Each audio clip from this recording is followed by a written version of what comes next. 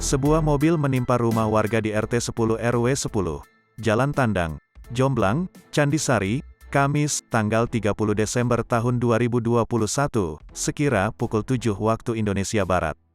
Mobil tersebut berjenis Lexus jenis Matic warna hitam plat H7029MZ. Sebelum menimpa rumah milik Dico Mujiono, 32 tahun, mobil sempat menghantam tembok pagar perumahan. Lalu mobil terjun bebas bersarang di atap dapur dan kamar mandi rumah tersebut dari ketinggian sekira 7 meter. Kondisi atap dapur roboh dan kamar mandi porak-poranda. Mobil posisi terakhir terbalik dengan kerusakan di bagian atap mobil.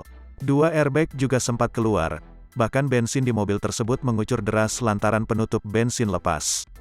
Saya sedang tertidur lalu terbangun karena kaget ada suara benturan keras di bagian belakang rumah, terang pemilik rumah Dico.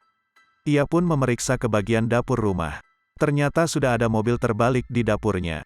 Di dalam kabin mobil terdapat pengemudi mobil pria tua bernama Muhammad Suwondo, 68 tahun.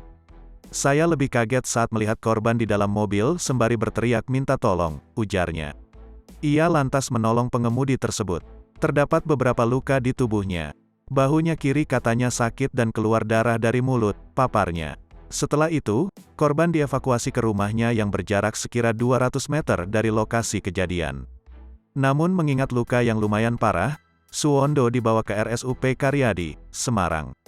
Sementara menurut Ketua RW 1 Karanganyar Gunung Samsidin, kecelakaan terjadi saat pemilik mobil hendak memanasi mobil Maticnya di depan rumah.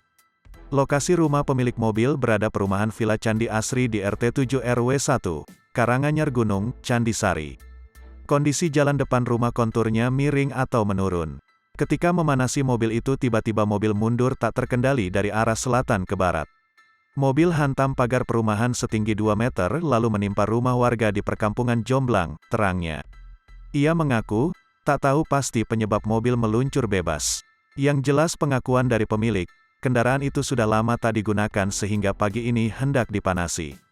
Mobil sudah lama tidak digunakan jadi mau dipanasi tapi malah kejadian tersebut, katanya.